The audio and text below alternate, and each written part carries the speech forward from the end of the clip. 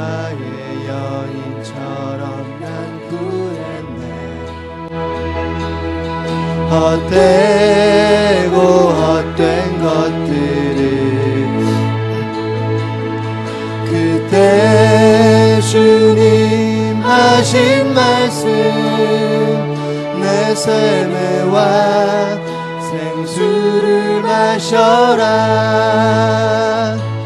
오 주님 채우소서. 나의 잔을 높이 듭니다. 하늘 양식 내게 채워주소서.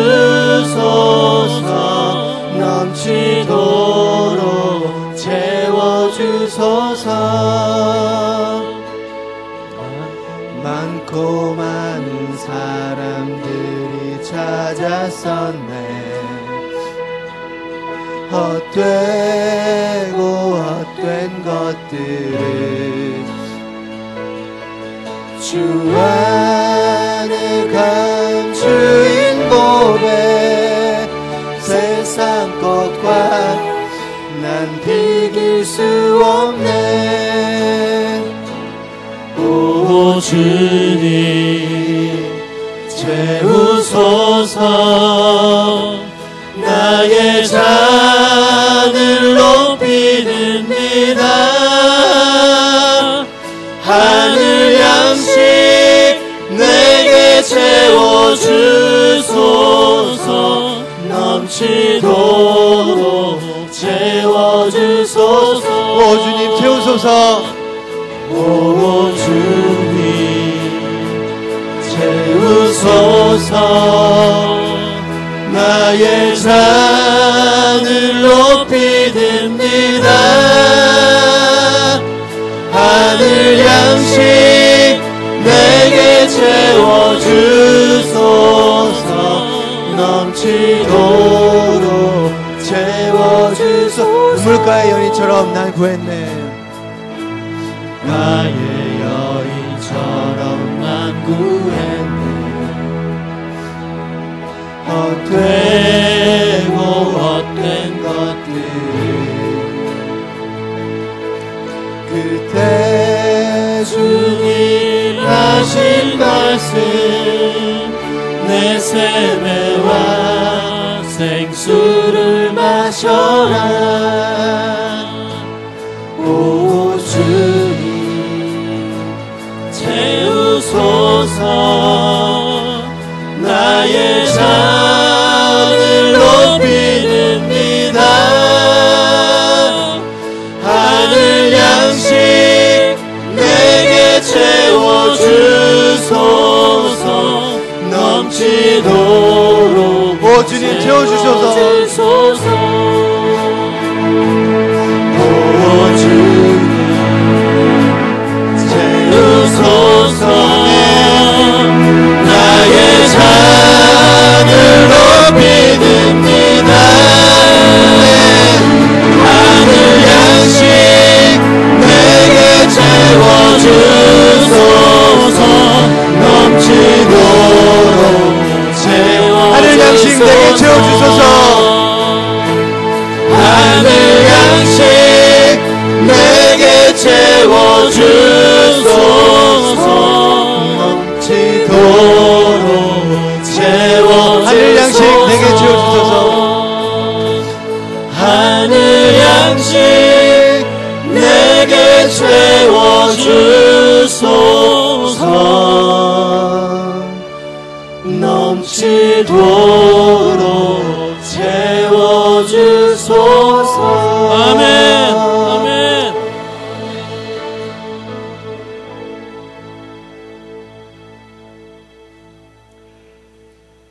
내가 기뻐하는 금식은 흉악의 결박을 풀어주며 멍에의 줄을 끌어주며 압제당하는 자를 자유케 하며 그 모든 멍에를 꺾는 것이 아니겠느냐.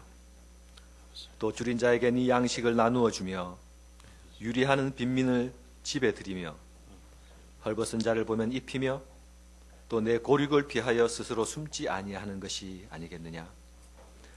그리하면 내 빛이 새벽같이 비칠 것이며 네 치유가 급속할 것이며 네 공의가 네 앞에서 행하고 여호와의 영광이 네 뒤를 호위하리니 네가 부를 때에는 나 여호와가 응답하겠고 네가 부르짖을 때에는 내가 여기 있다 하리라.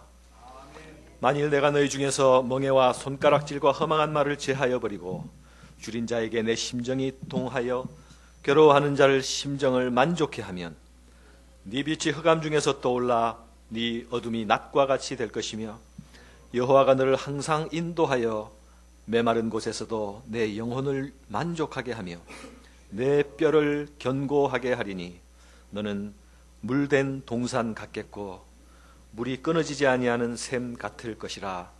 아멘. 거룩하신 아버지, 예배 받으시기에 합당하신 아버지 이름을 찬양합니다. 아멘. 오늘도 우리를 예배자로 예까지 불러주시는 은혜를 감사드립니다.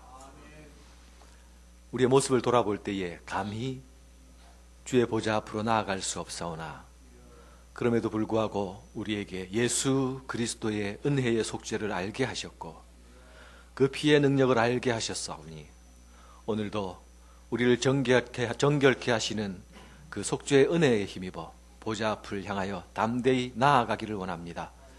주님, 우리를 정결케 하시며 우리를 담대하게 하여 주셔서 주 앞에 흰옷 입은 예배자로 설 수 있게 하여 주시옵소서. 한 주간의 세상살이 동안에 우리 머리와 우리 가슴을 가득 채우고 있는 어지러운 생각들, 무거운 것들, 어두운 것들 모두 내려놓고 주님께서 제하여 주시어서 우리 온전히 우리를 비워드리고 주님께서 우리를 찾아오셔서 채워주심을 갈망하며 주님 앞으로 나아가기를 원하오니 이 시간 주께서 우리 가운데 오시며 좌정하여 주시옵소서. 아멘. 우리의 심령을 주의 보좌로 향하고 우리의 입술을 열고 주를 찬양하기를 소원하오니 아멘. 주의 영이 우리를 인도하시며 우리를 하늘로 끌어올려 주시옵소서. 아멘. 예수님 이름으로 기도합니다. 아멘. 예수께서 가라사대 내 마음을 다하고 목숨을 다하고 뜻을 다하여 주 너희 하나님을 사랑하라 하셨으니 이것이 크고 첫째 되는 계명이요 둘째도 그와 같으니 내 이웃을 내 자신같이 사랑하라 하셨으니 이 두 계명이 온 율법과 선지자의 강령이니라. 아멘.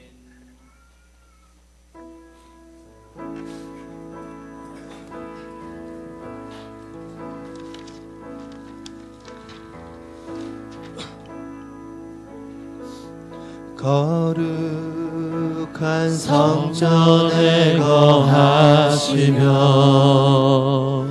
하늘 보좌에 계신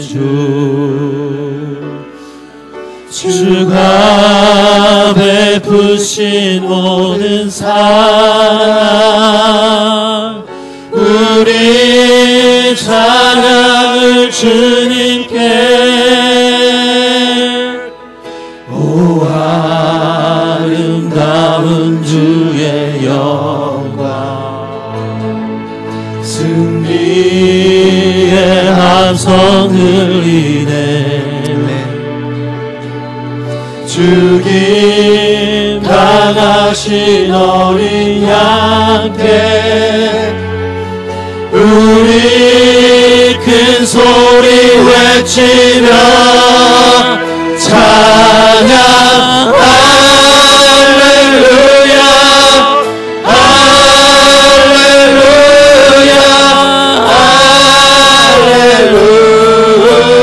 할렐루야 찬양 할렐루야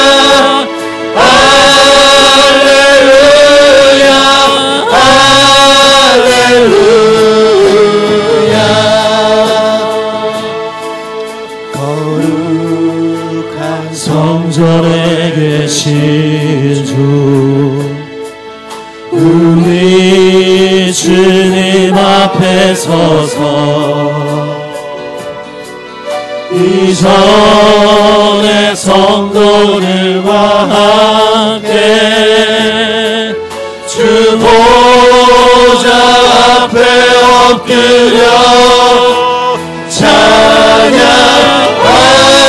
할렐루야 할렐루야 할렐루야 찬양 할렐루야 할렐루야 할렐루야 찬양 할렐루야 찬양 할렐루야 할렐루야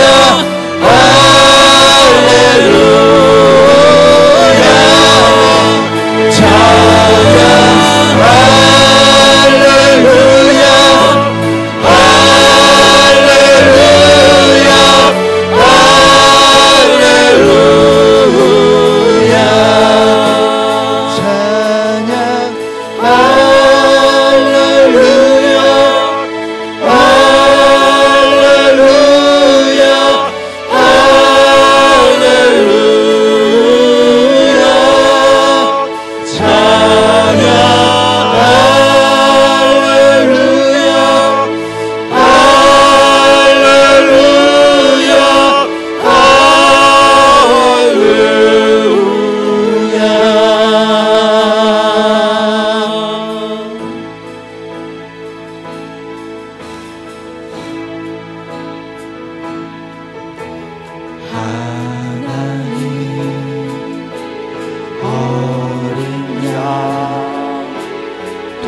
독생자 예수 날 위해 죽으신 주님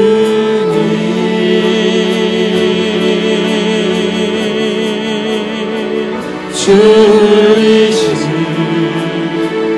그 보혈이 나의 죄를 정결케 하네 내 영을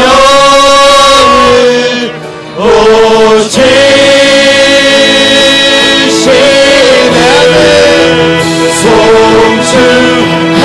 송축하리라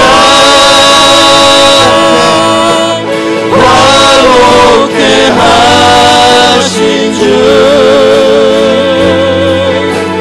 나의 모든 죄 깨끗게 하셨네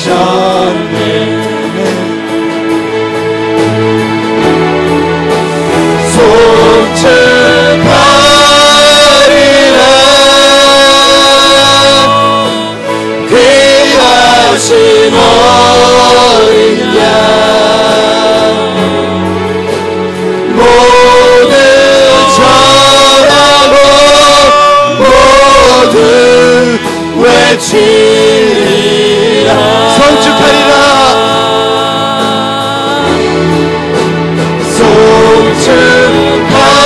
송축하리라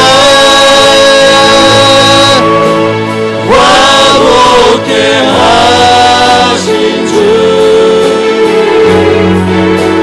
나의 모든 죄 깨끗게 하셨네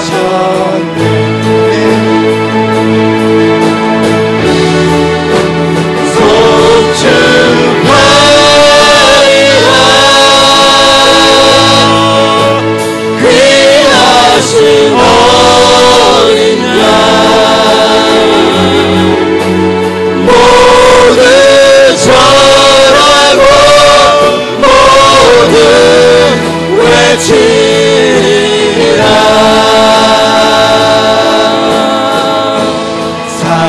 살아계신 주 나의 참된 소망 아멘 걱정 근심 전혀 없네 사랑의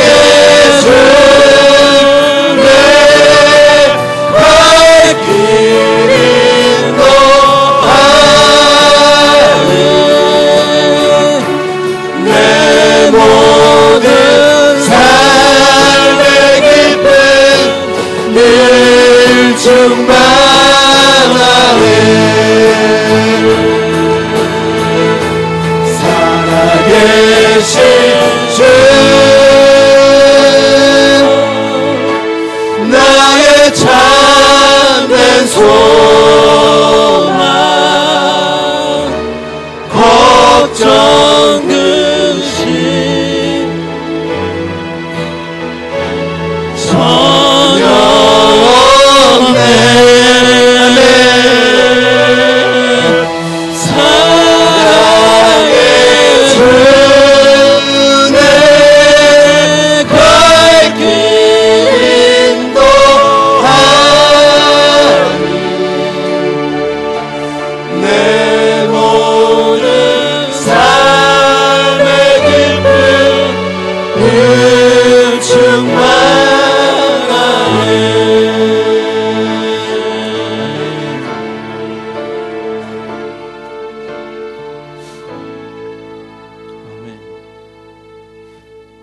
나는 전능하신 아버지 하나님, 천지의 창조주를 믿습니다. 나는 그의 유일하신 아들 우리 주 예수 그리스도를 믿습니다. 그는 성령으로 잉태되어 동정녀 마리아에게 나시고 본디오 빌라도에게 고난을 받아 십자가에 못 박혀 죽으시고 장사된 지 사흘 만에 죽은 자 가운데서 다시 살아나셨으며 하늘에 오르시어 전능하신 아버지 하나님 우편에 앉아 계시다가 거기로부터 살아있는 자와 죽은 자를 심판하러 오십니다. 나는 성령을 믿으며 거룩한 공교회와 성도의 교제와 죄를 용서받는 것과 몸의 부활과 영생을 믿습니다. 아멘.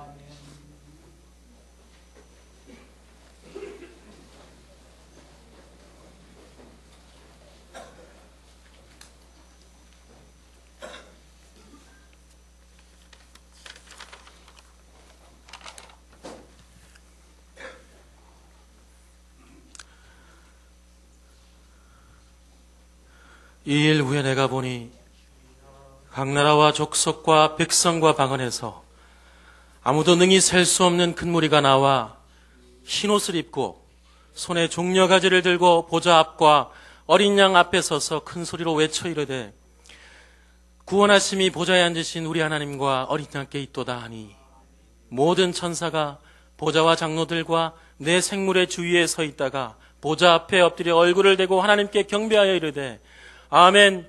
찬송과 영광과 지혜와 감사와 존귀와 권능과 힘이 우리 하나님께 세세토록 있을지어다. 아멘. 우리를 위해 죽으시고 다시 살아나셔서 거룩한 보좌에 앉으신 어린 양 살아계신 우리 구주 예수님께 우리의 모든 찬양과 경배를 올려드립니다. 그러나 예수님, 우리는 오늘도 여전히 죄악을 입고 죄악을 밟고 서서 죄악을 덕지덕지 흘리며 주 앞으로 나왔습니다. 능력 있으신 주의 보혈로 우리를 정케하여 주시옵소서. 더럽혀진 우리의 옷을 씻어 주시옵소서. 흰옷 입은 예배자로 서게 하여 주시옵소서. 주님, 올해 한 해를 보내는 마지막 한 달이 남았습니다. 지난 한 주간도 시작되는 차가운 겨울 날씨 속에서 우리 온 나눔 공동체 식구들을 지켜주시고 이렇게 다시 하나님 앞에 나오게 해주셔서 감사합니다. 우리 중에 기쁜 소식들도 있고 또 말하지 못하는 아쉽고 안타까운 소식과 마음들도 있는 것으로 알고 있습니다. 주님, 이 시간 그 모든 것을 당신 발 앞에 내려놓기를 원합니다. 주님께서 그 모든 것을 받아 안아주시고 만져주시기를 원합니다. 하나님, 우리 안에 다시금 약해져가는 생명에 대한 감각을 새롭게 해주시기를 간구합니다.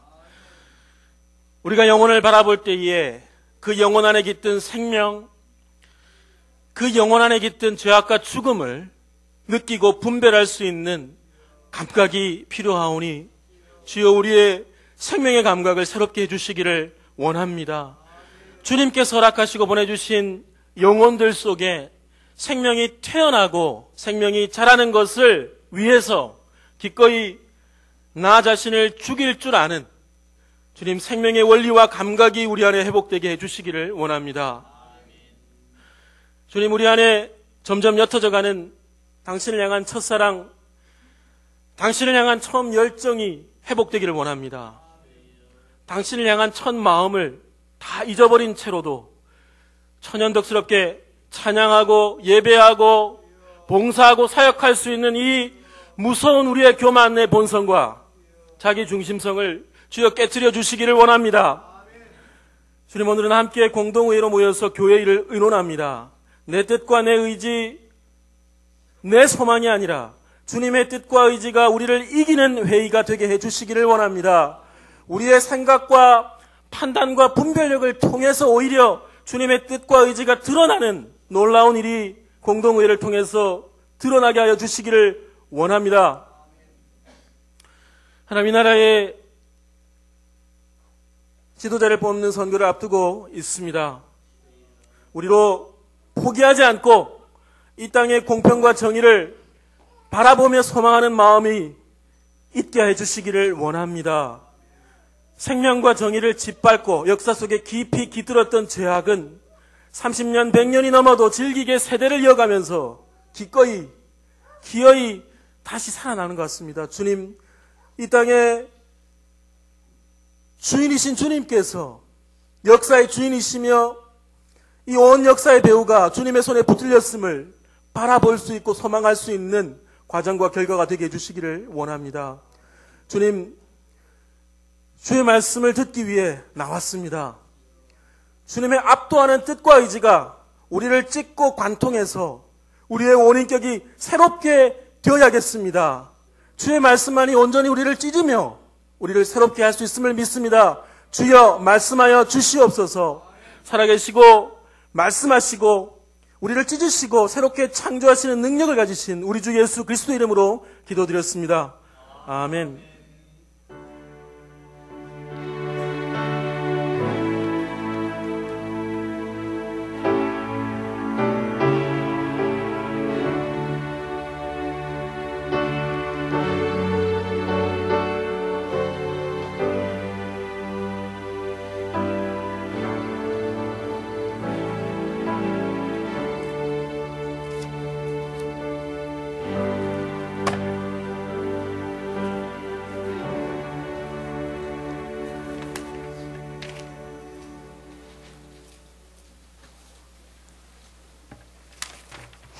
하나님의 말씀은 사도행전 13장 1절에서 3절까지 되겠습니다.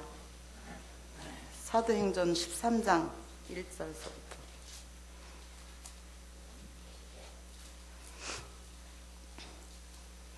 안디옥 교회에 선지자들과 교사들이 있으니 곧 바나바와 느게르라 하는 시므온과 구레네 사람 루기오와 분봉왕 헤롯의 젖동생 마나엔과 및 사울이라.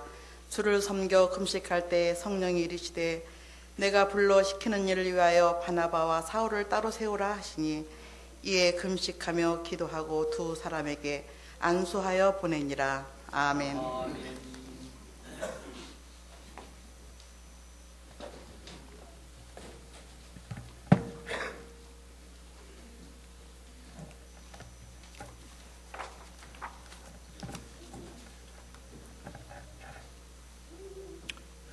여러분 반갑습니다.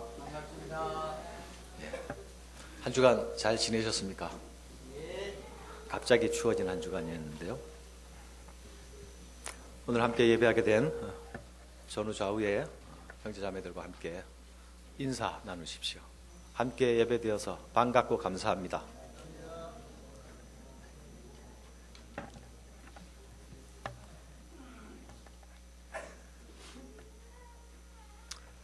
잠시 다시 기도드리겠습니다.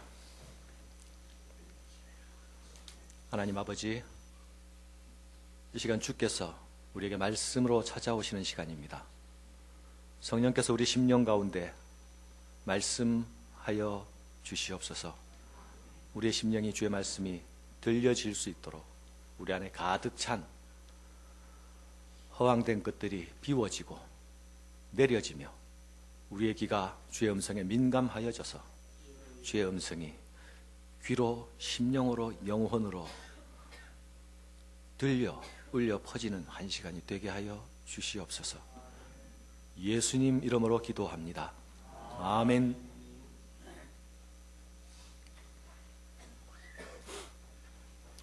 사랑하는 성도 여러분, 우리는 계속 사도행전을 살펴가고 있습니다. 오늘 사도행전 13장은 사도행전 전체 구성에서 후반부의 첫 시작이라고 말할 수 있습니다. 사도행전의 저자 누가는 이전까지 지내가던 방식과 달리 후반부에서부터는 이제 사울이 바울이라고 바뀌어진 이름으로 등장하는 이 바울을 중심으로 마지막까지 보도해 나가고 있습니다.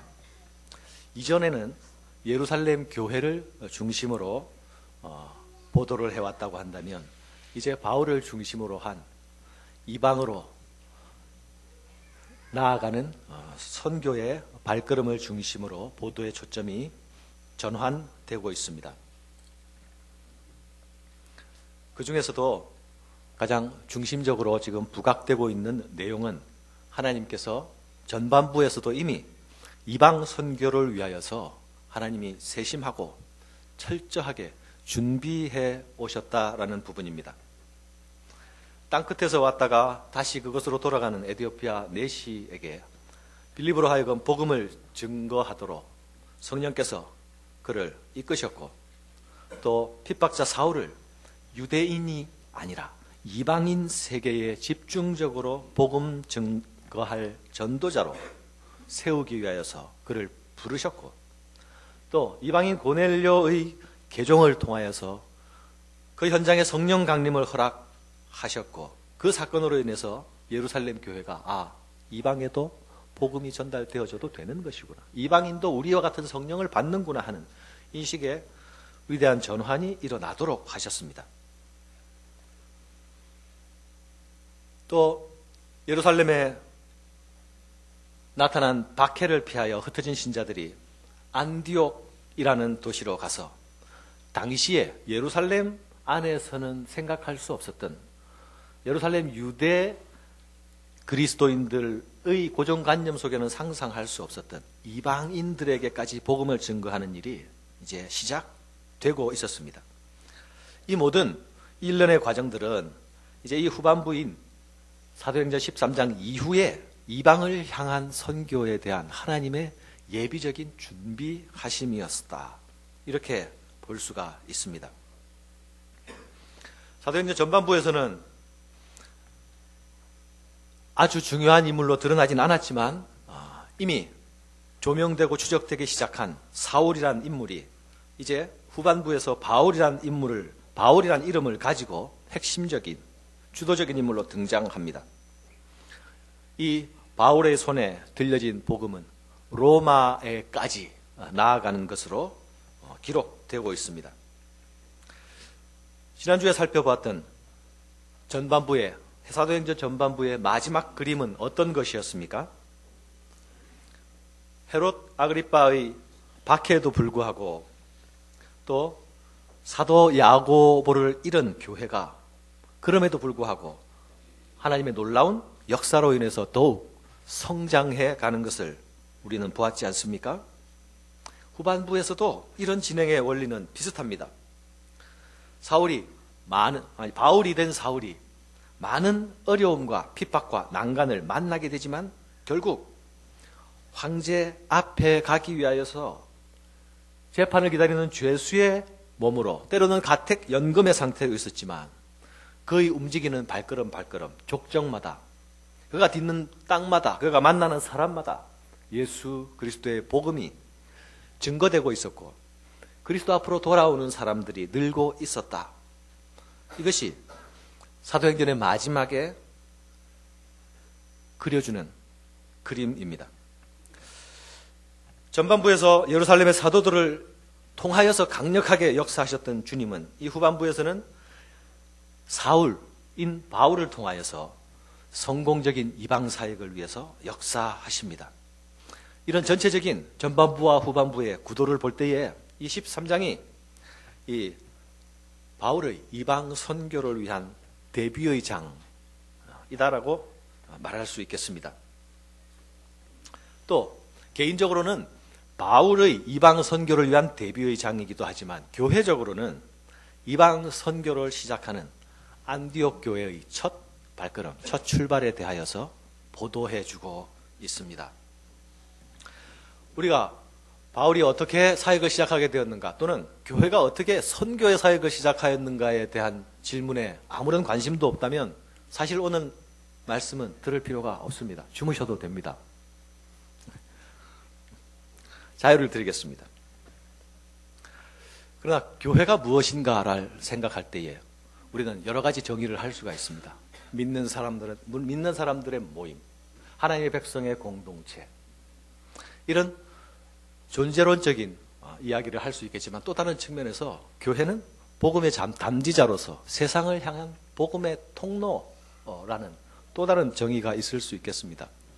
내가 교회로서, 우리가 교회로서 닫혀지고 좁아진 시각에서의 교회의 이해에만 머물 것이 아니라 나아가는 교회, 통로가 되는 교회, 세상을 품는 교회에 대한 의미를 우리가 무시하지 않는다면 오늘 우리 본문에 다시 집중하여야 할 것입니다. 누가는 이 안디옥 교회의 위대한 시작, 출발을 이야기하면서 이렇게 이야기를 시작합니다. 안디옥 교회에 선지자들과 교사들이 있으니. 안디옥 교회는 새로 출발한 신생 교회입니다. 예루살렘 교회가 처음부터 있었던 전통적인 교회라고 한다면 안디옥 교회는 새로 태어난 교회로서 비교적 과거의 전통으로부터 자유로웠던 교회다, 이렇게 말할 수 있습니다. 예루살렘 교회는 12사도들과 장로들이 함께 다스리는 7위 기구의 역할을 했습니다. 그러나 이와는 달리 안디옥 교회는 그 7위권이 선지자들과 교사들이라는 사람들에게 주어져 있었습니다. 그런데 누가 선지자고 누가 교사인가 하는 뚜렷한 구별은 본문에서 누가가 정확히 구분하여서 말하고 있지 않기 때문에 우리도 명확히 선지자 그룹과 교사 그룹을 따로 분리해서 확인할 수는 없습니다. 그러나 이 두 그룹이 안디옥 교회의 리더십을 형성하고 있었다라는 것은 분명합니다. 예루살렘 교회가 지금의 우리 교회 정치의 형태로 말하자면 장로교라고 말한다면 안디옥 교회는 이에 비해서 소위 회중교회의 모습이 더욱 가깝겠다, 이런 생각을 해볼 수 있겠습니다.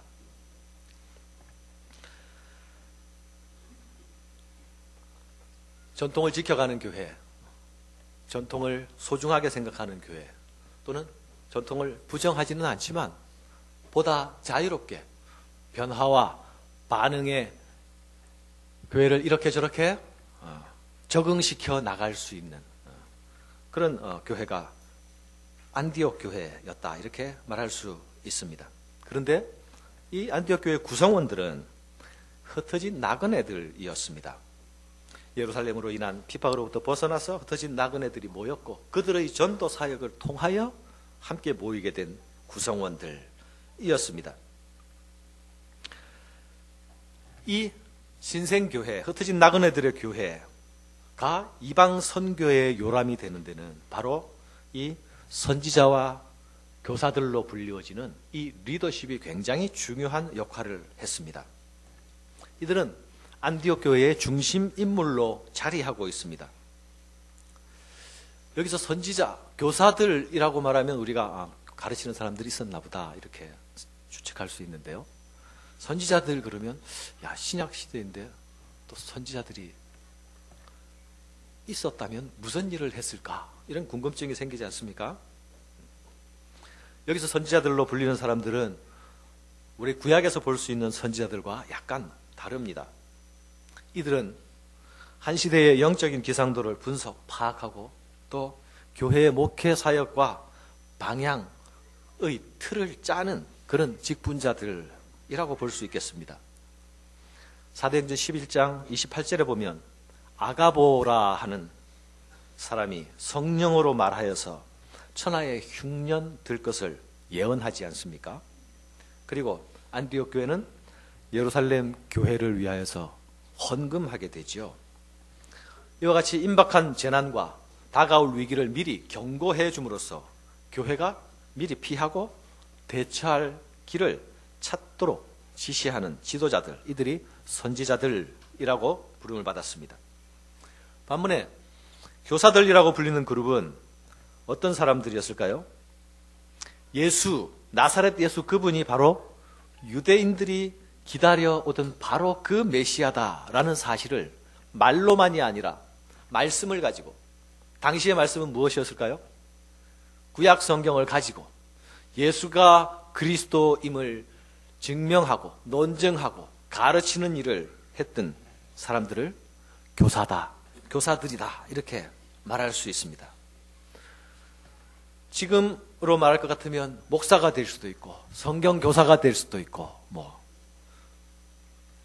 아무튼 이들의 가르침 그리고 하나님 안에서의 분별력, 판단력 이런 것이 안디옥 교회의 리더십을 형성하고 있었다.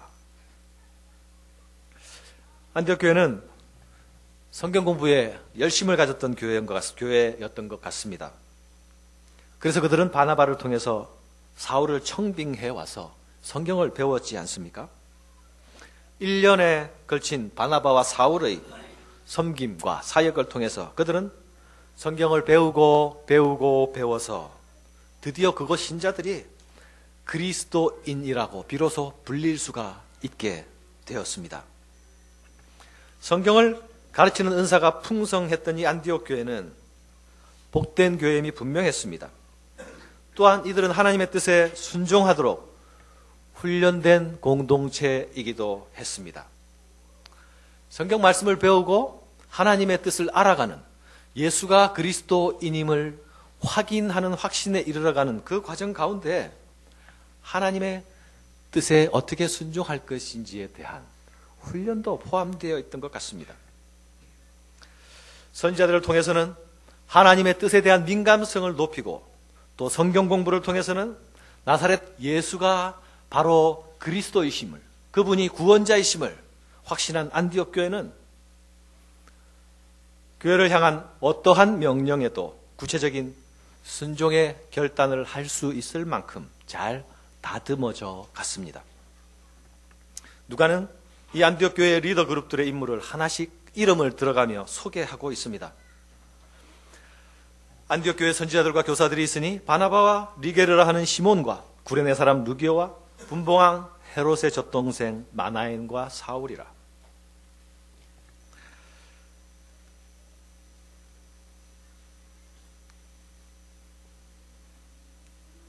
이 이름만 들어봐도 안디옥 교회는 아주 리더 그룹조차도 다양한 구성원들을 가지고 있구나라는 것을 쉽게 추측할 수 있겠죠.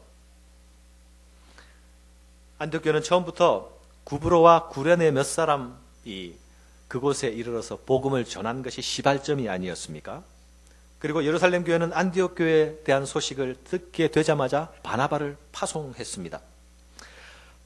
바나바와 사울은 우리가 이미 알고 있는 사람들이어서 따로 소개가 필요치는 않을 것 같습니다. 바나바가 먼저 예루살렘 교회에서 파송되어서 안디옥 교회에서 가르치는 사역을 하다가 힘이 부처고 더 함께 도울 조력자가 필요해서 사울을 초청하여 함께 그 일을 수행하게 됩니다.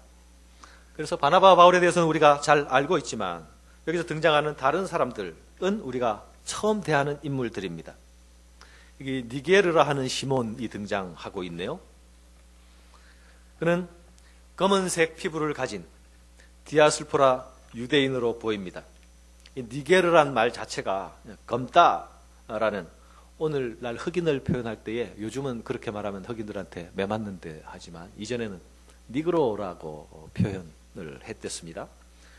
그것처럼 이 니게르라는 것은 검다, 사람의 피부색을 표현하는 언어였습니다.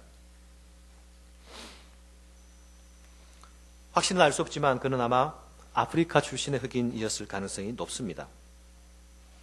어떤 사람들은 조금 지나치게 나아가서 이 사람이 바로 예수님의 십자가를 대신 진 구레네 시몬일 것이다 주장하는 사람들도 있습니다. 그러나 그것을 확실하게 논증할 수 있는 증거들은 희박합니다.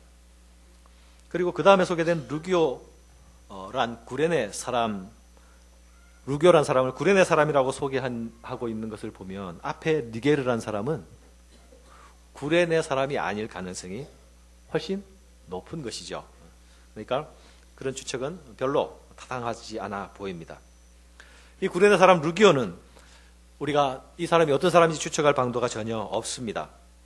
안디옥 교회가 구브로와 구레네 출신 신자들에 의해서 시작된 것을 감안한다면 루기오는 이 안디옥에 있는 이방 사람들에게 복음을 처음으로 전한 사람들 중 한 사람이 아닐까. 안디옥 교회에서도 헬라파 유대인들이 구성원이 있고 생자 이방인들이 있었는데 아마 이 루기오는 이 생자 이방인들을 향해서 복음을 전한 사람이다라고 추측해 볼 수 있습니다. 여기에 또 재미있는 인물이 이 헤롯의 젖동생이라고 소개되고 있는 마나엔이라는 사람입니다. 마나엔이란 이름의 뜻은 위로자라는 뜻입니다. 그런데 이 사람이 누구냐? 헤롯의 젖동생이라고 소개하고 있습니다. 이 헤롯은 누가복음에 등장하는 그 헤롯 안티파스를 말합니다. 젖동생이란 말은 한 유모 안에서 자란 아이들이라고 말할 수 있습니다. 그러니까 한 유모 안에서 한 젖을 먹고 자란 아이입니다. 헤롯의 젖동생이니까 헤롯과 함께 한 유모 밑에서 자란. 그렇다면 이 마나엔이라는 사람은 분명히 헤롯 왕궁에서 함께 자랐습니다.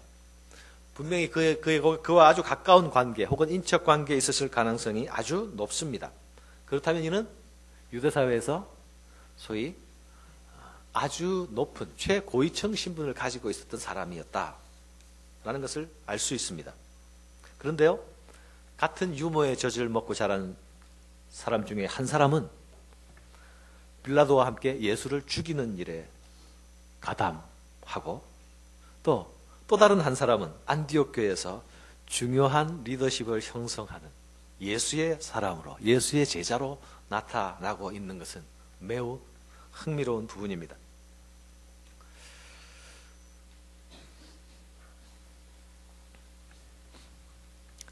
이런 모든 사실들은 안디옥 교회가 이방인 중심의 교회임에도 불구하고 그 핵심적인 사역자들이 국제적인 성격, 다국적인 성격을 가지고 있었다라는 것을 알 수 있습니다. 우리는 이 안디옥 교회의 다양한 구성원들을 주목해 볼 필요가 있습니다. 안디옥 교회는 각각 출신과 각각 교육 배경이 다른 사람들로 공동적 사역을 감당하고 있었습니다. 우리 생각에는 다른 배경의 다양한 출신들이 모이게 되면 하나 되기가 힘든다고 생각하는 것이 일반적인 생각 아닙니까? 한 악기가 한 소리를 내는 것은 누구라도 가능하고 어디서도 가능한 일입니다. 하지만 각종의 악기가 모두 합하여서 아름다운 소리를 만들려면 이 악기들이 훈련되어야 할 뿐만 아니라 이 모든 것을 하나로 만들어주는, 아름답게 조화롭게 만들어주는 유능한 지휘자가 필요합니다. 이 지휘자의 조율을 통해서 다른 것들이 합해져서 하나로 되는 아름다움이 연출되죠. 교회의 다양한 구성원들이 하나로 만들어지는 것, 그 지휘자가 되시는 분이 누구입니까? 그분이 바로 성령님이십니다. 교회 안에서 성령의 임재와 부재를 가늠하는 또 하나의 시금석이 이것입니다.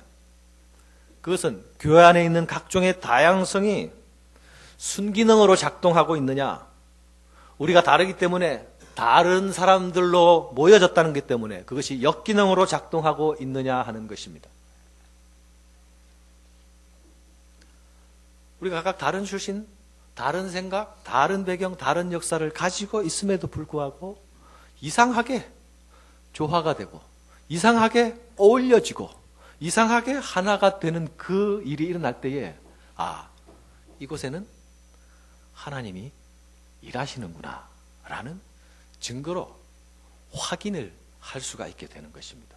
반대로 그렇게 다른 사람들이 모였으니까 그럴 수밖에 없지 라고 진단되게 되면 그것은 어느 곳에서나 마찬가지의 일이기 때문에 교회도 세상 다른 어느 곳에 일어나는 일처럼 똑같은 일이 벌어져 있기 때문에 거기에는 하나님의 임재가 없다라고 진단할 수 있는 것입니다.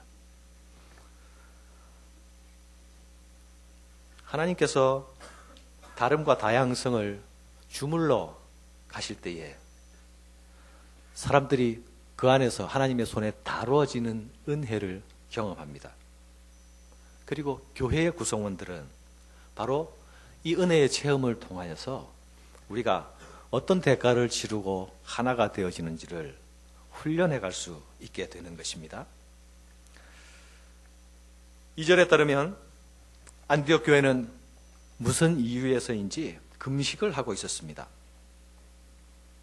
앞에 언급한 5명의 협력사역자들이 주를 섬겨 금식할 때에 성령께서 이들에게 지시하셨던 사건을 기록합니다. 여기서 사용된 섬기다라는 이 단어는요, 신약 성경에서 단 3번만 쓰여진 단어입니다.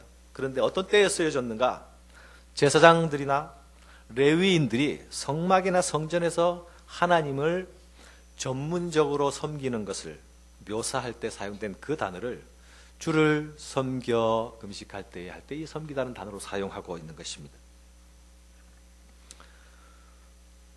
그러니 이 본문은 안디옥 교회에서 하나님을 섬기는 사람들로 공인된 선지자요 교사였던 사람들의 활동에 대해서 말하고 있는 것입니다. 그들이 특별히 대속죄일의 금식일을 기억하고 지키고 있었는지 또 다른 절기상의 금식을 지키고 있었는지는 알 도리가 없습니다. 하지만 이들이 예루살렘 땅이 아닌 이방 땅 안디옥에서도 그리고 하나님을 향한 경건의 훈련을 쉬지 않고 있었다는 것은 아주 중요한 부분이라 여겨집니다. 금식이 무엇입니까? 자신의 뜻을 부인하고 하나님의 뜻을 우선적으로 받아들이기 위하여 몸부림칠 때에 수행되게 되는 영적 수련입니다. 이 금식은 우리에게 아주 감도 높은 영적인 감응력을 길러줍니다. 이렇게 말씀드리면 금식이 무엇인지 추상적으로 잘 이해가 되지 않는 분들은 거꾸로 생각해 보면 아주 쉽습니다. 여러분들이 맛있는 것을 아주 많이 먹어서 배가 목까지 차서 숨쉬기 힘들 정도로 가득 위를 채우게 되면 그 다음에 어떤 증상이 일어나나요? 갑자기 일하고 싶은 생각이 불끈불끈 솟습니까? 그렇지 않죠. 배가 가득 차게 되면 만사가 귀찮아집니다. 저만 그런 거 아니죠? 갑자기 벽에 기대고 싶어집니다. 온몸에 힘이 솟는 것이 아니라 아주 나른해져 버립니다. 개혁자 칼빈도 금식에 대해서 이렇게 말했습니다. 내가 배가 부르니까 무릎이 꿇어지지 않더라. 왜 배하고 무릎하고 어떤 상관성이 있습니까? 네. 그러나 우리의 위가 차고 위가 비는 것은 단순히 어떤 신체의 일부가 무엇으로 어떤 물질로 차고 비고 하는 것의 의미를 넘어서는 일이다 라는 것을 알 수 있습니다. 금식은 우리가 일정하게 지속하는 섭식을 중단하고 우리를 비워내므로 다른 것으로 채우기 위한 영적 활동이라고 말할 수 있습니다. 금식은 내 욕망으로 가득 채워진 배부른 자아의 자기 부정의 고백입니다. 하나님은 금식하는 개인이나 공동체에게 은밀하게 자신의 뜻을 말씀하실 때가 많습니다. 자아가 강하고 자기 주장이 강할 때에는 하나님의 말씀이 들려오지를 않습니다. 아니, 하나님이 말씀하실 때에도 그 소리가 전혀 들리지 않습니다. 내 마음 안에 자기 주장이 가득 차 있으면 내 욕망의 소리에는 민감하게 반응하지만 하나님의 소리에는 반응되지 않는 영적 난청 현상이 나타나는 것입니다. 하나님의 주파수에는 전혀 튜닝이 되지 않고, 그래서 어떤 전파도 수신이 되지 않지만 내 욕망의 소리의 전파에는 아주 민감하게 반응하게 되어버리는 것입니다. 금식은 이러한 잃어버린 영적 민감성을 회복하는 데에 큰 도움을 줍니다. 하나님 앞에서 자기를 비우고 자기를 부인하면서 나아가는 자들에게, 그들에게 하나님의 말씀은 아주 큰 공명을 울리면서 전달되기 때문입니다. 누가의 안디옥 교회의 금식 속에는 안디옥 교회 지도자의 섬김의 모습이 나타나고 있습니다. 주를 섬겨 금식할 때에 이 안디옥 교회의 5인의 동역자들, 그들은 금식하고 있었습니다. 그런데 안디옥 교회에 무슨 일이 일어났길래 그들은 금식하고 있었을까요? 보통 어떤 교회가 금식을 시작했다, 어떤 한 개인이 작정 금식을 시작했다라고 할 때에 뭔지 모르지만 분명히 심각한 일을 직면하고 있는 모양이다, 우리는 이렇게 추측하지 않습니까? 그런데 이 안디옥 교회 지도자들의 금식과 관련하여서 우리가 추측하는 그런 어떤 문제, 어떤 갈등, 어떤 외부적인 핍박 상황, 어떤 환경들이 나타나지 않습니다. 이것이 아주 놀라운 문제입니다. 무슨 문제가 일어나야, 예견되는 어떤 우려되는 상황이 일어나야 금식할 것으로 생각하는데, 안디옥 교회 지도자들은 문제 해결을 위하여서 금식하고 있는 것이 아니라 하나님과의 민감한 관계를 위해서, 하나님의 음성을 잘 듣기 위해서 금식하고 있었던 것을 볼 수가 있는 것입니다. 교회의 내외적인 문제를 전혀 언급하지 않고 오직 안디옥 교회의 모습은 놀랍게 성장하고만 있는 모습이었는데도 그 지도자들이 금식하고 있었다라는 사실은 참 놀라운 것입니다. 예루살렘 교회와 예루살렘 교회의 사도들이 많은 박해와 어려움을 당했지만 그들이 그것 때문에 금식한 사실에 대하여서는 누가는 기록하지를 않습니다. 반면에 심각한 문제가 없는 안디옥 교회의 지도자들이 일치된 마음으로 금식하고 있었다라는 사실은 그래서 더더욱 새롭습니다. 개인이든 교회든 일이 꼬이고 막히고 내 힘으로 풀 수 없는 일을 만나게 될 때야, 그때야 비로소 하나님 도와주세요, 하나님 당신이 필요합니다 하고 기도와 금식에 참여하지만 안디옥 교회 리더십들은 그렇게 하지 않았다는 이야기입니다. 이것이 바로 안디옥 교회의 영성이 어떤 것이었는가를 보여주는 단면이었다고 말씀드릴 수 있습니다. 그들에게는 기도와 금식이 해결해야 할 당면 문제를 풀어가는 비상수단으로서가 아니라 하나님과 교제하며 하나님의 인도를 받는 일상적인 삶의 방식이었습니다. 사랑하는 여러분, 비상할 때에 하나님을 찾는 것은 귀한 일입니다. 그러나 일상 속에서 하나님을 구하는 일은 더욱 귀한 일입니다. 안디옥 교회는 이런 영적 민감성을 유지하는 가운데서 하나님의 음성, 성령의 음성을 듣게 되지 않습니까? 주를 섬겨 금식할 때에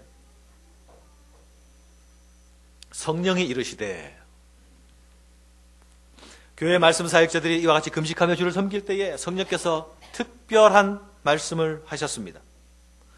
이 명령은 안디옥 교회가 지금부터 나아가야 할 방향에 관한 명령이었습니다. 또한 이 명령은 성령이 아니고서는 도저히 할 수도 없는, 사람으로서는 도저히 상상할 수도 없는 그런 명령이었습니다. 이 명령은 하나님의 안디옥 교회를 향한 기습적인 명령이었습니다. 그들이 스스로, 그들이 자체적으로는 이방 선교를 위해서 적극적으로 나아가지 않았지만, 그렇다 해도 그들의 머리와 사고로는 성령의 지시와 같은 생각을 할 수가 없었습니다. 그 이유가 무엇입니까? 성령의 지시의 내용은 그들 공동체에서 가장 소중한 두 기둥을 뽑아서 선교를 위해 파송하라는 내용이었기 때문에 그렇습니다.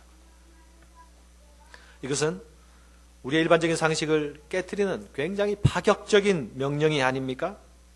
이것은 우리의 일반적인 정서와도 일치하지 않는 명령입니다. 그러나 성령께서는 이런 파격적인, 기습적인, 충격적인 명령을 안디옥 교회를 향하여서 명령하십니다. 내가 불러 시키는 일을 위하여 바나바와 사울을 따로 세우라. 이 명령을 들은 안디옥 교회는 이렇게 반문할 수 있었을 것입니다. 하나님, 불가합니다. 아무리 하나님이라 해도 그건 안 되겠습니다. 하나님이 우리의 형편을 잘 알지 않습니까? 바나바와 바울을 우리 안에서 떼어낸다면 우리는 잣대고 pot대고 뭘 가지고 장기를 두란 말입니까? 하나님, 제발 그 명령은 다시 생각해 주십시오. 그들은 그렇게 말하지 않았습니다. 그렇지만 아마 그들은 그 명령이 떨어졌을 때에, 바나바와를 따로 세우라는 명령이 떨어졌을 때에 그 명령을 단숨에 즉각적으로 달갑게 받은 것으로 여겨지지는 않습니다.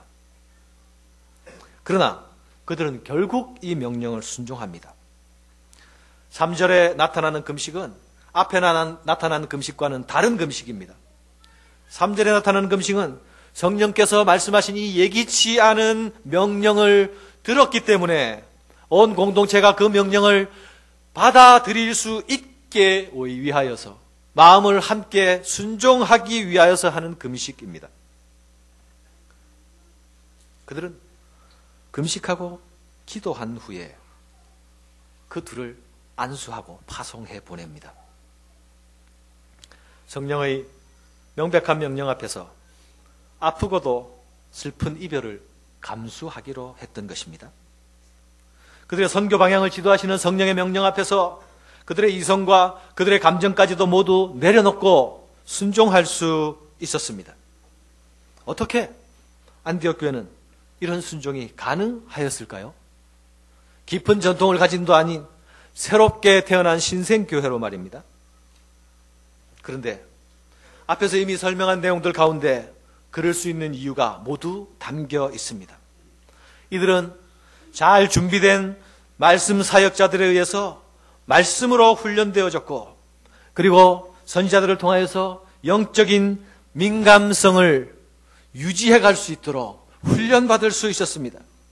그래서 하나님의 뜻이라면 무엇이든지 내 뜻에 반하는 것이랄지라도 순종할 수 있는 기본적인 태도와 훈련이 갖추어졌기 때문에 안디옥 교회는 예기치 않는 기습적인 명령에 대하여서 모두 함께 순종합니다. 공동체에 들려진 하나님의 음성에 대하여서 순종을 위한 금식을 할 수 있는 자들, 이들이 안디옥 교회 사람들이었습니다. 아마 이들이 잘 훈련되지 못하고 또 이들이 영적으로 둔한 자들이었다고 한다면 성령의 이런 명령이 분명히 전달되었음에도 불구하고 교회 가운데는 큰 갈등과 분란이 야기되었을 것입니다. 한쪽에서는 하나님이 분명히 이렇게 말씀하셨다 라고 하나님의 명령을 순종해야 한다고 이야기하는 측이 있었을 것이고, 아, 니 생각해봐라, 그게 말이 되나? 바울과 바나바를 빼면 우리 교회가 살겠나 죽겠나? 교회가 살아야 선교가 있는 것이지, 우리가 죽으면 뭐 웃자라고 하는 양립된 갈등으로 교회가 어지러워질 수도 있는 상황이었을 것입니다. 그러나 안디옥 교회는 이 기습적인 명령 때문에 교회가 어지러워졌다, 이런 보도를 누가는 하지 않습니다. 안디옥 교회는 명령에 순종하는데 온 공동체가 동의 구조를 형성해 나가고 있었고, 그것은 다시 함께 금식하는 것으로 통하여서 하나님 마음을 하나로 만들어서 가셨다. 사랑하는 여러분, 오늘 본문에서 생각해 볼 두 가지가 있습니다. 그것은 첫 번째, 성령께서는 자신을 위하여서 두 일꾼을 세우신다는 것입니다. 나를 위해 세우라 라는 이 말씀이 잘 대변해 줍니다. 이것은 성령께서 자신을 위해서 일할 사람을 찾으신다는 말씀으로 우리가 생각할 수도 있습니다.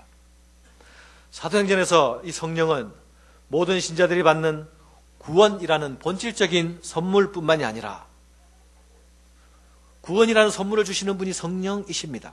그러나 또한 이 성령께서는 복음의 직접 증인이 되시며 그리스도의 증인이 되십니다. 그러나 이 성령의 증거사역은, 증인사역은 복음 사역자들을 떠나서, 순종하는 하나님의 사람들을 떠나서 독립적으로 이루어지지는 않습니다.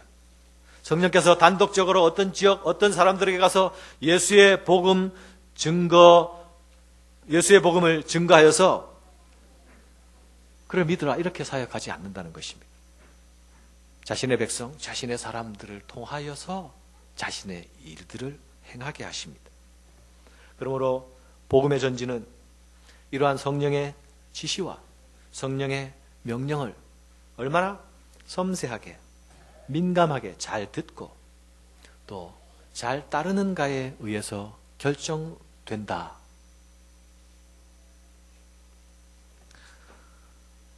복음은 성령의 명령에 순종하는 자들과 함께 전진한다. 이렇게 말씀드릴 수 있습니다. 성령께서 아무리 몸부림치셔도 우리가 순종할 자세가 되어 있지 않고 준비가 되어 있지 않으면 성령께서는 결코 우리를 통하여서 일하실 수가 없습니다. 두 번째는 성령께서 지정한 두 사람은 5사람 중 2사람인 바나바와 사울이었습니다. 비록 이 두 사람이 성령께서 위임하는 선교 사역을 위해서 부름받았지만 나머지 3사람은 어떻습니까? 나머지 3사람 역시 선교 사역의 다른 측면으로 부름을 받고 있는 것입니다. 2사람은 파송되어 선교지로 나가는 선교사가 되었지만 나머지 3은 본부에서 보내는 선교사가 되었다는 것입니다. 그들은 이 2사람을 위해서 기도로 후원하고 물질로 후원하는 베이스 캠프 역할을 하게 됩니다. 그러므로 따로 세우라라는 이 명령은 단지 파송될 자들만을 위한 명령이 아닌 교회 공동체 전체를 향한 명령이었습니다. 이 명령으로 분명해지는 것은 교회 안에서 이 선교를 향한 사역의 분담이라고 할 수 있습니다. 한 그룹은 따로 세워져서 다른 문화, 다른 땅의 사람들에게로 파송되어 나아가고 나머지 그룹은 전진기지에서 그 기지를 지키면서 그들을 후원하고 보급 담당을 하는 그런 역할을 하면서 함께 가는 것입니다. 이것 중에 어느 것이 더 중요하고 어느 것이 더 멋지고 어느 것이 더 덜 중요하다 이렇게 말할 수 없을 것입니다. 그런데 주목할 또 한 가지의 사실은 성령께서 안디옥 교회에서 가장 유능한 사역자 2사람을 따로 세우라고 말씀하셨다는 것입니다. 이것은 선교 사역의 현장이 어떠해야 하는 것에 관해서 말해주는 부분이라 생각됩니다. 안에서 내부적으로 소속 교회에서 자기 나라에서 성공적으로 성실하게 사역을 하지 못한 사람이 밖으로 나아가서 성공적인 사역을 하는 것은 기대하기가 힘든 일입니다. 그런 의미에서 오늘날 한국의 선교 정책은 안타까운 부분이 있다고 여겨집니다. 한국교회에 가장 유능하고 가장 우수한 인재들이 제일 먼저 선교지로 나가게 해야 합니다. 나갈 수 있어야 합니다. 한국에 복음이 처음 들어올 때에 100여 년 전에 우리에게 복음을 주었던 미국의 선교사들은 당대 미국을 이끌어갈 수 있는 가장 훌륭하게 양성된 지도자들이었습니다. 이것도 저것도 할 게 없어서 나가는 그런 형식의 선교는 주님의 교회를 세우는 것이 아니라 교회를 무너뜨리는 것일 수 있습니다. 우리 교회가 설립 초기부터 선교사를 지원하는 일에 대한 깊은 관심을 가지고 또 지속적으로 지원해 오는 것은 아주 감사한 일입니다. 그러나 또한 한 가지 아쉬운 점은 그것이 너무 오랫동안 지속되어 왔기 때문에 그 선교지의 현황이 어떠한지, 선교사가 당면하고 있는 문제가 무엇인지, 우리가 마땅히 공유하고 나누고 기도하고 후원해야 될 부분인지를 알지 못하면서 자동이체로 현금만 나가는 것이 선교라고 생각하게 되는 안타까움이 있는 것도 사실인 것 같습니다. 물론 우리의 드려진 헌금이 그분들에게 필요한 용처에 사용되는 것 자체로는 아름다운 일입니다. 그러나 돈만 전달되는 후원은 반쪽의 참여, 반쪽의 동참이라고 말할 수밖에 없습니다. 내년에 선교부서를 맡게 되는 부원들에게 부탁드립니다. 교회를 대표해서 여러분들이 선교부원들이 되셨으니 현지의 선교사들과 접촉하고 소식을 나누고 교회 안에 그들과 다리를 연결시켜주는 역할을 선교부원들이 할 수 있기를 바랍니다. 모일 때마다 그를 위해서 기도하는 것을 최우선적으로 여길 수 있기를 바랍니다. 안디옥 교회가 바나바와 바울을 선교지로 보내라는 지시를 받았을 때에 엄청난 충격을 받지 않았겠습니까? 교회의 두 기둥을 뿌리째 뽑아버리라는 말로도 들릴 수 있었습니다. 그러나 이 충격은 안디옥 교회 교인들에게 선교 사역이라는 것이, 복음을 위해서 따로 세우는 일이라는 것이 얼마나 중요한 일인지를 실감나게 하는 아주 중요한 것이 되었을 것입니다. 선교는 내 살을 베어주는 일이 아니라 내 뼈를 깎아내어야 하는 것이라는 것을 안디옥 교회는 처음부터 알게 되었을 것입니다. 사랑하는 여러분, 말씀을 맺습니다. 교회를 이끌어 가시고 또 복음의 전진을 위해서 주도하시는 분은, 그 인도자는 성령님이십니다. 교회의 총사령관께서 성령님이시라는 말입니다. 교회가 어떻게 교회 되느냐? 교회가 어떻게 선교적 가능을 감당하느냐? 교회가 교회로서의 모습을 어떻게 잘 갖추어 갈 수 있느냐? 이 총사령관이신 성령님의 지휘를 제대로 받고 있느냐? 이 지휘 계통이 살아있느냐 없느냐에 따라서 결정될 수 있습니다. 우리가 어떻게 그분의 지휘를 잘 받을 수 있겠습니까? 안디옥 교회가 보여준 모습은 성령의 음성을 듣는 영적 민감성을 유지하는 일입니다. 하나님의 뜻을 분별하고 듣는 일에 잘 훈련되어져야 합니다. 때로 그분의 명령은 우리의 상식을, 우리의 이성을, 우리의 기대를 벗어나서 명령하실 수도 있습니다. 그러나 그분이 우리의 상식 안에서만 일하신다면 그분은 결코 하나님이실 수 없습니다. 하나님은 기도하는 자들에게 말씀하시고, 하나님께서는 금식하고 자기를 비우는 자들에게 기쁘게 말씀하십니다. 교회는 말을 많이 하는 자들에 의해서 이끌려 가서는 안 됩니다. 교회는 기도하는 자들, 하나님의 뜻에 민감한 자들에 의하여 이끌려 가야 합니다. 왜냐하면 그래야 성령의 지휘 계통이 살아나기 때문입니다. 하나님은 기도하는 자들에게 자신의 뜻을 드러내시고 금식하는 공동체를 향하여 순종할 능력을 주십니다. 오늘 우리 교회에도 이렇게 교회로서 살아있는 생명력을 가지는 그 교회의 모습 찾아가기를 주님의 이름으로 축원합니다. 하나님 아버지, 우리를 교회로 부르시고 우리를 통하여 세계를 경영하시기 위한 계획을 가진 것을 감사합니다.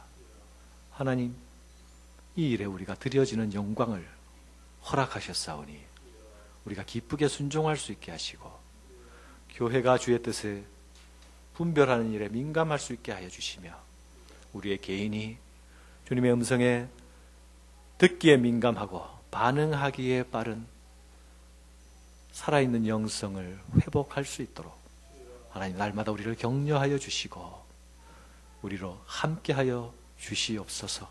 예수님 이름으로 기도합니다. 아멘.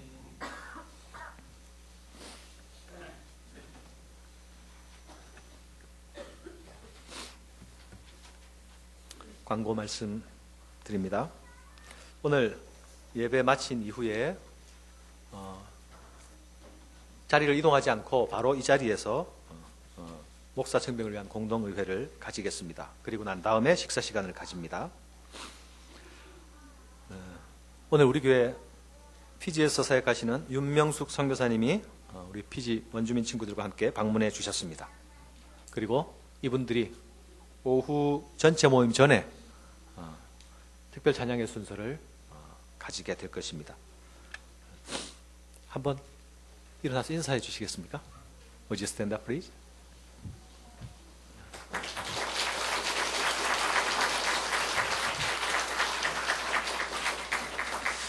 오늘 오후 전체 모임 후에 초등부실에서 재직회가 있습니다. 12월 15일 토요일 오후 3시 목사 위임식이 예정되어 있습니다. 기도로 준비해 주십시오. 내년도 각 교육부서에 봉사할 교사들을 모집하고 있습니다. 여러분들이 각 교육기관에서 개인적으로 접촉하고 섭외하고 있는 것으로 알고 있습니다. 여러분이 기도하고 자원하는 마음으로 각 부서에 또 교사로 참여해 주시기 부탁드립니다. 구역 인도자들을 위한 훈련을 시작하려고 합니다. 현재 구역을 인도하고 계시는 분, 그리고 구역을 인도하고 싶은 마음은 있으나 난 안 돼 라고 좌절하는 마음, 스스로 좌절하는 마음을 가지고 계신 분들 참여해 주시면 나도 돼 라는 그 수준으로 올라갈 수 있도록 함께 뒹구는 시간을 가지려고 합니다. 자원하는 마음으로 지원해 주십시오. 훈련 시간은 주일 오후 시간이 될 것입니다. 신영신 자매가 12월 4일 날 갑상선 수술을 받을 예정입니다. 이 소식을 들은 어떤 형제가 갑상선의 대공습이군요 이렇게 표현하는데, 영신 자매 갑상선에 무슨 혹 같은 것이 있다는 것이 관찰된 이후로 그게 암인지에 대한 확진은 생기지 않았지만 가능성이 많다고 해서 그렇다면 차라리 제거하는 것이 좋겠다라는 의사의 판단이 있었던 것 같습니다. 그래서 12월 4일 날 원자력병원에서 수술 예정입니다. 여러분이 그런 수술을 해보신 적도 있고 주위에서 하는 것을 경험한 적도 있겠죠. 함께 마음을 합하여서 기도해 주시고 하나님께서 또 이 과정을 통하여서 하나님의 하나님 되심, 살아계심을 선히 보여주시도록 함께 기도해 주시면 감사하겠습니다. 자, 오늘 우리 예배에 오랜만에 참석하고 방문한 사람들도 보이고요. 또 새로 참석하신 분들도 보이네요. 자리에서 잠시 일어나 주시겠습니까? 먼저 우리 전선아 자매 부친께서 교회 예배에 참석하셨습니다. 감사합니다.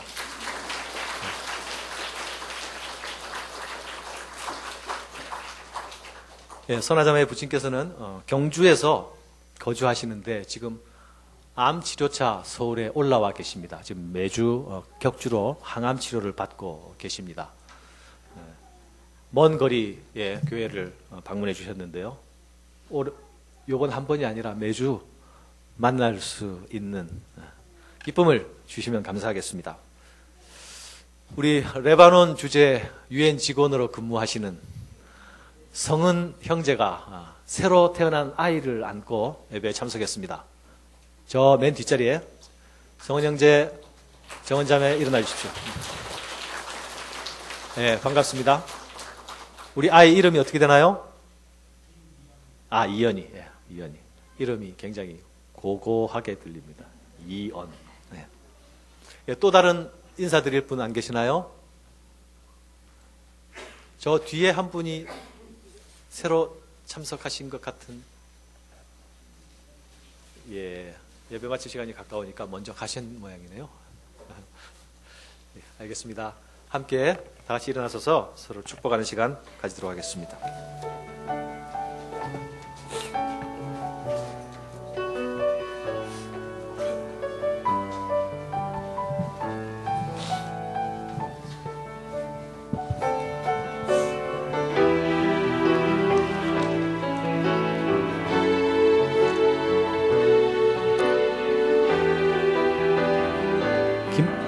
김성은 부부는 이현이를 안고 앞으로 나와 주십시오. 주께 힘을 얻고 그 마음에 지온의 대로가 있는 그대는 하나님의 축복의 사람이죠. 주님 그대를 너무 기뻐하시죠. 주의 집에 거하기를 사모하고 주를 항상 찬송하는 그대는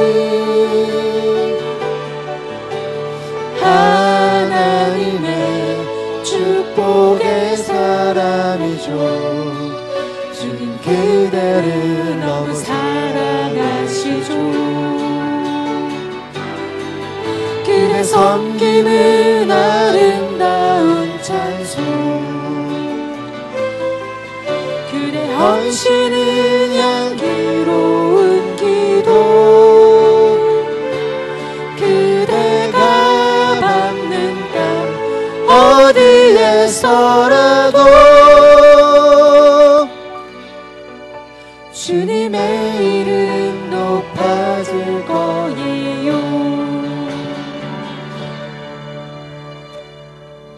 하나님 아버지, 오늘 공동체 예배에 처음 참석한 우리 김이연, 이 아이를 주께서 귀하게 여겨주시고 이 아이의 성장과 발육에 필요한 모든 것들을 주께서 책임지시고 공급하여 주시며 이 아이가 자라는 동안 좋은 사람들을 만나게 하시고 좋은 선생들을 만나게 하시며 무엇보다 하나님에 대한 지식이 자랄 수 있도록 좋은 신앙적 환경을 주께서 열어주시옵소서.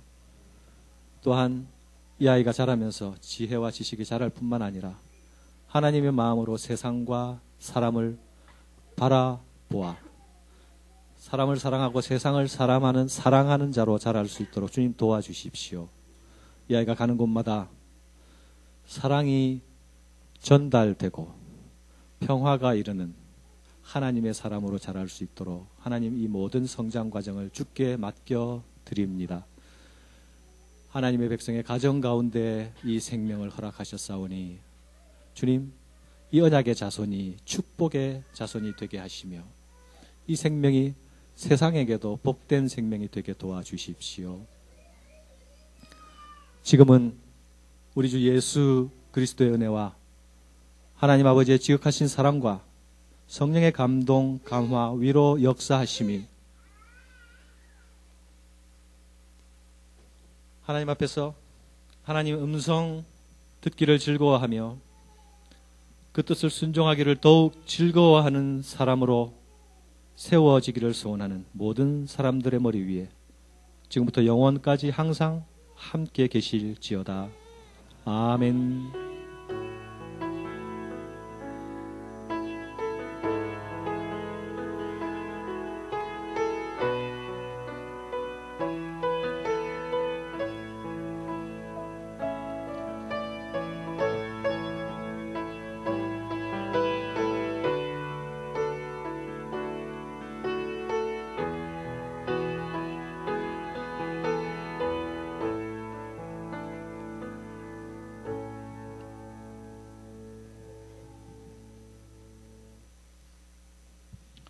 자, 다시 자리에 그대로 착석하시고 잠깐 10분이면 마칠 겁니다. 공동의회 하고 식사 대행으로